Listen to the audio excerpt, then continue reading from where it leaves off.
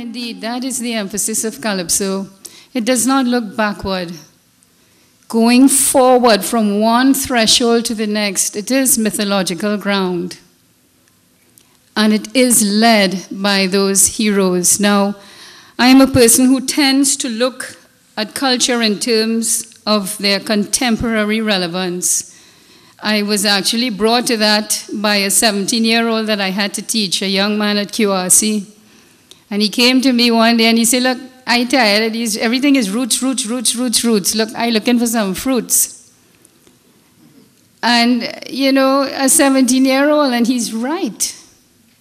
So we need to turn around. We need to, the roots are there, the history is there. We can Google it and get any fact we want in a second.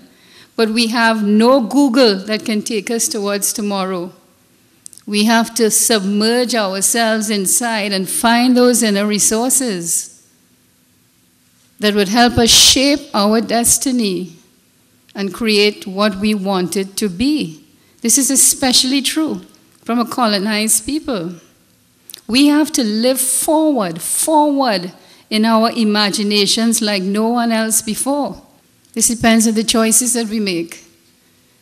Can we, like the Calypsonian who puts on a mask, he's a man who puts on a mask and he says, I will dedicate my life to ensure that I uphold my community and its values, and I will clarify every one of its relationships between husband and wife, between child and mother, between brother and sister. I will do it in terms of their love, in their sexual relations, in their religious relations. I am just going to be all over a pervasive presence, clarifying the values and clarifying the experiences, holding up a mirror so that my people don't have to do this work, but they can see the values that will keep the principles by which we live above our personalities. Now, if that Calypsonian did not do that, we people of different races, classes, and creeds would be falling apart. To the extent that he is powerful, or we make him powerful by our faith in that figure, is the extent to which he can help us keep our communities unified. We need that more than ever now, I would suggest to you. We need that more than ever now. There is only and has only ever been one Calypsonian, just one. In our modern time, that Calypsonian or that figure is roughly 200 years old. Over that period, that one Calypsonian, that epic figure, has been manifest in different mortal men. But it is one archetypal figure. And why this is important? Well, each of the men, each of the mortal men, is outfitted with a certain compositional or an interpretive ability that is appropriate to the time and place in which he is to do duty. So it changes according to generation. What our current monarch sings is not what Executor sang. What Executor sang is simply not what Melody did. The form evolves with the society. It is always that covenant. It is that covenant that is larger than the monarch, that is larger than the chorus. And we agree that this is how we are going to go forward, that this is a sacred relationship, and we will both uphold it. It's a call and it's a response, but who calls and who responds, sometimes that is not clear. Which is as it should be, fluid, circular, moving from one generation to the next, one cycle to the next. As we evolve, like that spiral mirabilis, spiral of life, it tells us that we are moving forward in time.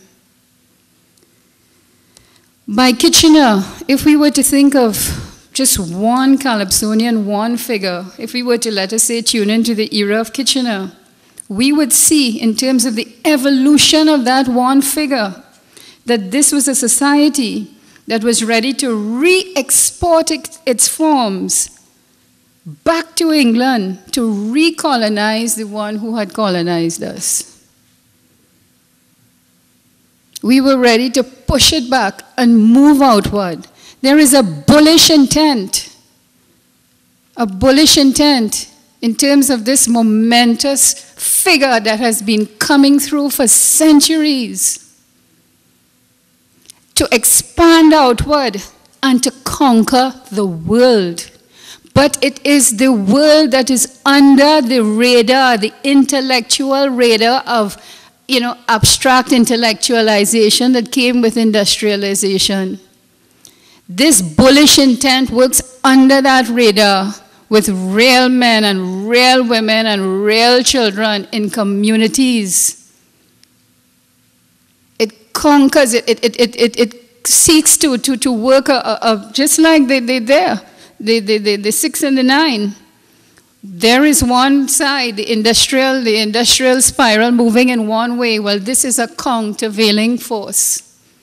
We're going to counteract that. This is about community. This is working under intellectual radar. This is about people who agree through its Calypsonian that the way that we receive information through inspiration, through revelation, subconscious content, prayer, all of these things, these two are valid guides in the world. Not just our mathematical formulae, how much I make this month and how much I go put aside for next month. Or not just the intellectualization, it goes with logical sentences. No, there are other ways, other searchlights. These are the searchlights that allow us to express emotion, that allow us to hope, that allow us to believe. In the first system, that industrial system, mankind is simply an inefficient machine. And so we are eliminated. And the world is a problem. So we need to get in there, get the oil, cut down the trees, just feed that system. But in this system in which the Calypsonian is king, in which he is king, this has to do with hope. It has to do with desire. And it has above all to do with faith. Because as we say, it is mythological ground going forward. Now, I have to tell you that I wrote some points and I realized in talking that I've just gone past everything and ignored it all. Nevertheless, I'm just going to jump and go forward and don't take too much more time. Yes. Now, every individual who agrees to become a Calypsonian, he loses his mortal self in order to serve a greater social good. And so he wears a figurative mask. It's a mask by taking on a sobriquet, an allegorical name. It's not literally a mask, but a figurative one. And we believe so. Slinger Francisco would call himself Sparrow, and we believe he is Sparrow. And Leroy Callis will call himself Stalin, and we know we're dealing with Stalin, not with Leroy Callis. We participate in this mask. We agree that this is a mask figure, but it is a mask through which we can see, because he is the exemplar of that highest value, which is transparency. We must be able to see through what he says and see through this mask. He is accountable to us, to his community at all times. That is quite a value.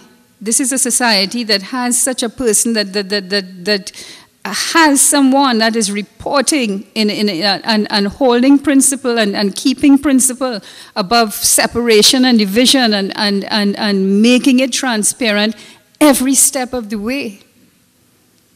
This is a very critical figure.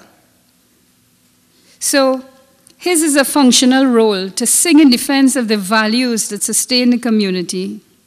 Now, peering through that transparency, what do we see? We see a method. And the method, some call it negritude. The method, in fact, comes from Africa. And Africa's core value of that method is self-effacement as against self-maximization. In essence, the individual or a collective subsume themselves to a larger idea until they are possessed by it. And then they operate out of that possession, that spirit possessed. That is where the Calypsonian really works from. He is in love with the society that he serves. He wouldn't devote himself otherwise. And it is very tough to serve, people. Because we are pains in the ass, we are. It's very easy to advance ourselves, and I want, and I don't want, and I feel, and I feel. And he must continually try to make that swirl sweet. Kitchener himself told me that the highest value in the Calypsonian is its sweetness. And you try to find a balance between that subconscious content wanting to come out all the time and the rational world in which we live. You have to bring it up from great depths and fit it to today and still keep that tenuous balance. It's the sort of balance that Robber has to when he wears his hat, his big hat that he have to balance. You don't balance it, and everything you bust. Society starts to fall. We are living in a time when we know that we don't really have balance. We know it in our hearts. We know it on the Calypsonian's terrain. It's in our hearts. We know it in our conscience. We know that we have to do better.